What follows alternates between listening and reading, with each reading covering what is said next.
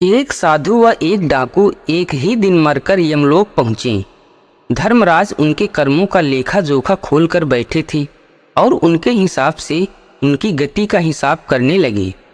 निर्णय करने से पहले धर्मराज ने दोनों से कहा, मैं अपना निर्णय तो सुनाऊंगा, लेकिन यदि तुम दोनों अपने बारे में कुछ कहना चाहते हो तो मैं अवसर देता हूँ। कह सकते हो। डाकू ने हमेशा हिंसक कर्म किए थे, उसे इसका पछतावा भी हो रहा था।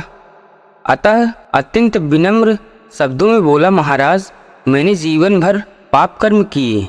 जिसने केवल पाप ही किया हो वह क्या आशा रखे कि आप जो दंड दें मुझे स्वीकार है। डाकू के चुप होते ही साधु बोला, महाराज, मैंने आजीवन तपस्या और भक्ति की है।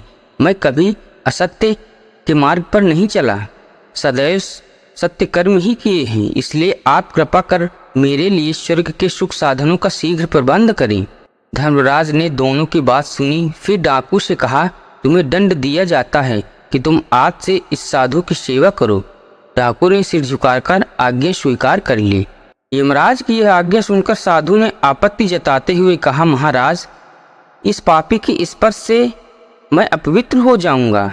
मेरी तपस्या तथा भक्ति का पुण्य निरर्थक हो जाएगा। मेरे पुण्य कर्मों का उचित सम्मान नहीं हो रहा है।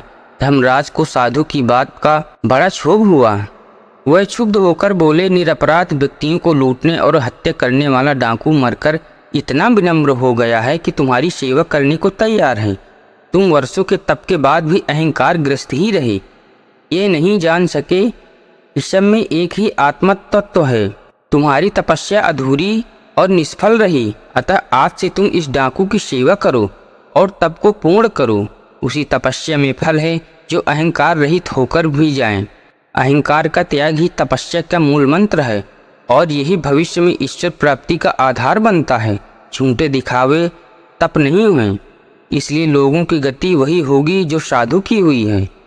दोस्तों, वीडियो पसंद आए तो लाइक एंड सब्सक्राइब ज़रूर करिएगा।